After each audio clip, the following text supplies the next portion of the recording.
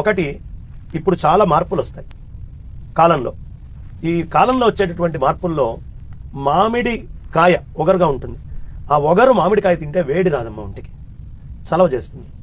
తర్వాత ఈ నింబ కుసుమం కానీ అదేవిధంగా నింబ పత్రం కానీ ఈ రెండు డిజిన్ఫెక్టెంట్స్ కింద శరీరంలో వచ్చేటటువంటి ఇన్ఫెక్షన్స్ని ముందే నియంత్రిస్తాయి. కాబట్టి సైంటిఫిక్గా మనకి దాని యొక్క ఫలం ఎంత గొప్పదో ఇప్పుడు చెప్తున్నారు, ఋషులు ఏనాడో చెప్పారు. అదేవిధంగా కొత్తగా వచ్చినటువంటి బెల్లం, దాన్ని డైరెక్ట్గా బెల్లం తీసేసుకుంటే ఇబ్బంది కావచ్చు. ఇలా మెడికేషన్ తోటి తీసుకొని అభ్యాసం చేయాలి. ఇక్కడి నుంచి బెల్లం నీళ్లు తాగు. మనకి శ్రీరామనవమికి కూడా మళ్ళీ బెల్లం పానకం తీసుకుంటాం.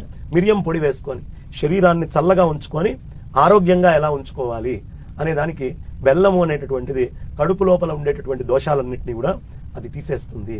అదేవిధంగా లవణం, ఇప్పుడు సాల్ట్స్ చాలా చెమటల రూపంలో వెళ్ళిపోతుంది, బాగా చెమటలు వస్తాయి. చెమటలు వచ్చినప్పుడు ఏమవుతుందమ్మా, ఒంట్లో ఉండేటువంటి సాల్ట్స్ అన్ని మనం కోల్పోతాం. అప్పుడు ఈ సాల్ట్ అనేటటువంటిది మనం ఏదైతే ఇందులో కలుపుతున్నామో అది నిల్చోబెడుతుంది. మనకి ఎప్పుడైనా గుర్తుంచుకోమ్మా, ఈ డయేరియా వచ్చిన పేషెంట్కి అంత మజ్జిగలో స్వీటు సాల్ట్ రెండింటినీ కల్పిస్తారు. ఇక్కడ కూడా అదే, ఈ శరీరాన్ని బ్యాలెన్స్ చేయాలి అంటే ఈ రోజున స్వీటు సాల్ట్తో పాటు మిగతా షడ్రుచులు కలుస్తాయి. ఈ కలిసినప్పుడు ఇవన్నీ కూడా బ్యాలెన్స్ అవుతూ ఉంటాయి.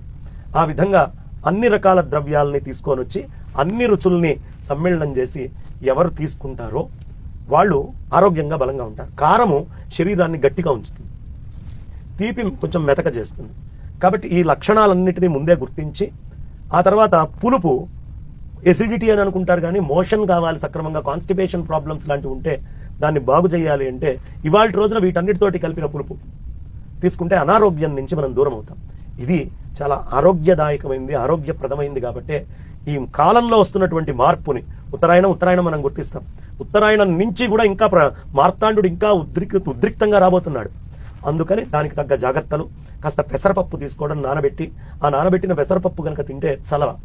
అందుకని బెల్లము, పెసరపప్పు, షడ్రుచులు ఇవన్నీ ఆరోగ్యానికి చాలా బలాన్ని, ఫలాన్ని, గుణాన్ని ఇస్తాయి.